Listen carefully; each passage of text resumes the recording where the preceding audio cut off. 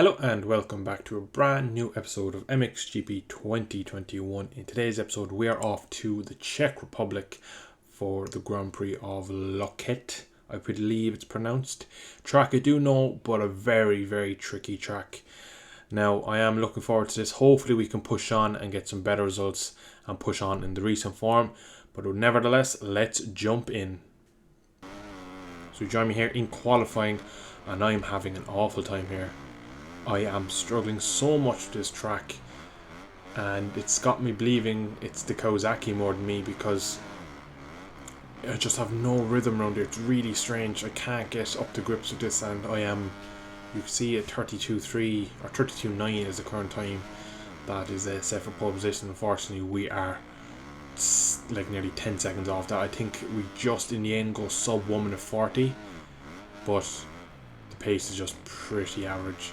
And I'm like, the harder I push, the more mistakes I make. The track is really broken. There's a lot of places where you crash just because like the way the terrain is. But into race 1 we come last by a long shot.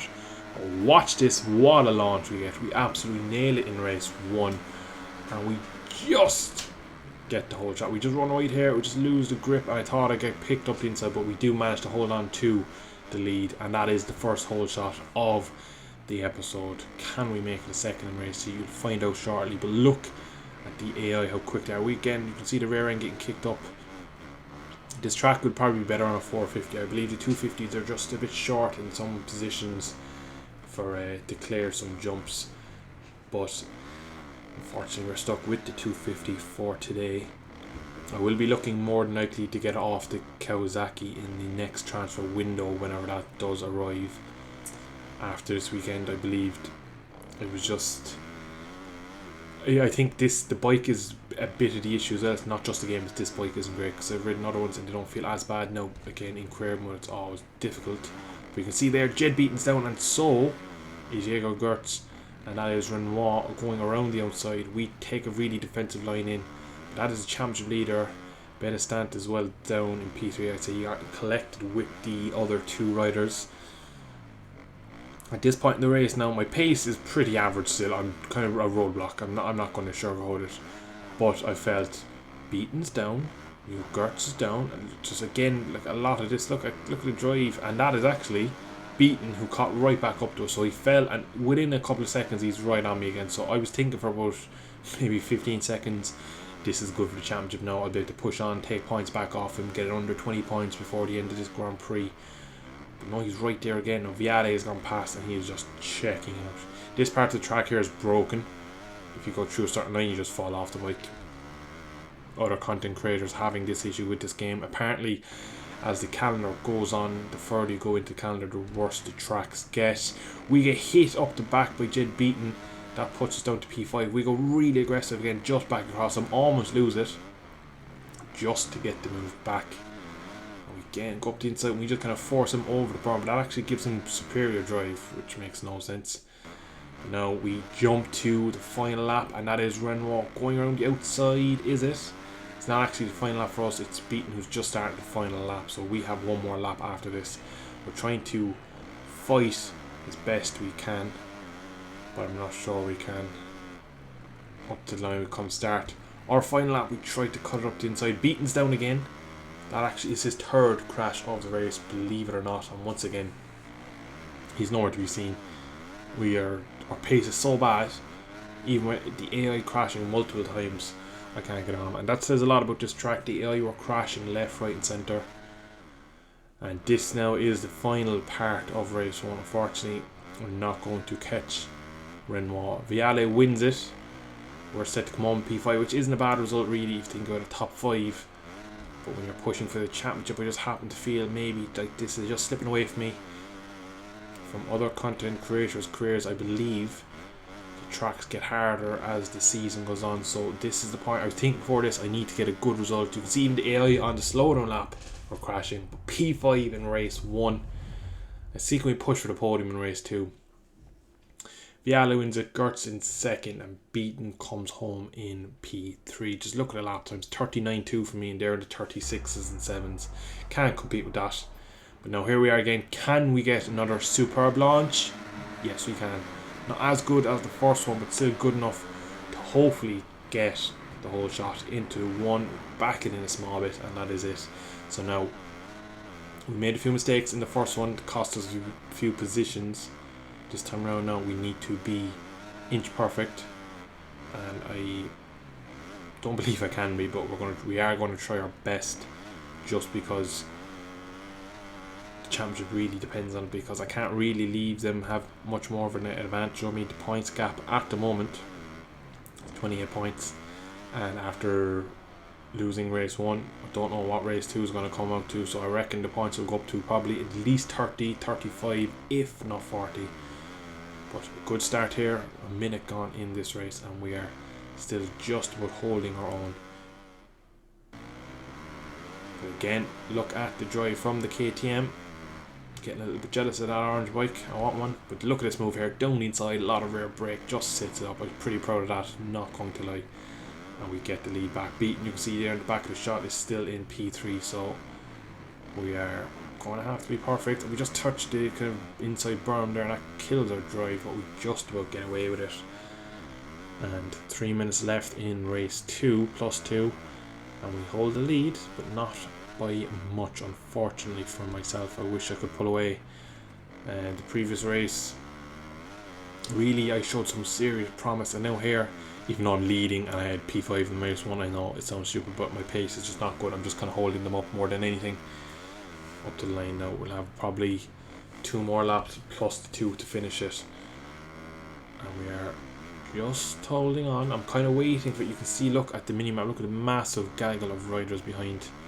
I still hope, I don't think I can win it. I do believe eventually one of them will get me and hold it, because there's part of this track. After this jump here, we do struggle quite a bit. This is one of the places here, just saying that was one of the places I could do with a 450 just to clear it. The AI can clear it, no problem, I can't. Viale once again tries to go a long way around, we just park it through this section, but again they're quick through this sector here too. Saw they made a few moves on me in race 1, but up this hill here we just can't get the power down. That's Gert and Viale through, and that is us down to P3. We kind of a look at the inside. Again, bit of a block move, but he managed to hold it on the outside. We try to go to the inside, but the rear kicks up, and that unfortunately is pretty much done. We tried to go to the inside. Again, we actually got closer than I expected, but again, not close enough to really have a chance going back. Again, we go to the inside. We keep giving ourselves hope, but unfortunately lost all drive through there. Now look who's behind us, Beaten. So our podium is looking fragile at best, and I say that, Jade comes and snatches it on his Husky. What I do to have a Husky underneath me instead of this Kawasaki. Every rider believes it, and there's a crash down in front. It's Gert. We're back up into P3 for now. 2 laps to the end. Viale has been passed by Beaten. Beaten had some seriously stupid pace. He starts the last lap now. Renoir, passing me on the sister Yamaha. For now, again though, we're into P4. I didn't really hope I could pass him, but we're going to try it maybe into turn 1. Just see, can we just squeeze up the inside? We go for a bit of a block pass, and we actually, to my surprise, managed to pull it off. 1 whole lap between me and the podium. P4 is actually Fernandez, so Ruben Fernandez managed to pass the other Yamaha man too, and then unfortunately for himself, he came off halfway around the final lap. Yamaha's just there. I can just see his helmet. It's going to be a tense last lap. We're going to actually be pretty defensive, but we're into the sector now. I'm pretty good through here, apart when the bike doesn't explode and knock me off. But this last sector, they are really good to the line. So Beaton's won. He's won by 20-30 seconds. 20 seconds up the road to Viale, who's in P2. Just have to get this perfect here, and we actually get really good drive for once. I just managed to get the weight right, skipping across the top of the jumps there and over this little tabletop, landed nicely. That is the podium, thankfully. Good recovery, but unfortunately not really great for the championship. Good solid points, but unfortunately that Beaten is bloody quick. He was 6 seconds quicker almost in the race. So yeah, that's it's going to be tough. We come home P4 in the moto, or the event. which is decent, but it's not championship winning form, unfortunately. So yeah, we have work to do. We have lots of work to do. In the championship, we dropped down to P4. We are 9 points behind, or 11 points behind Viale, who beat us in both motos today.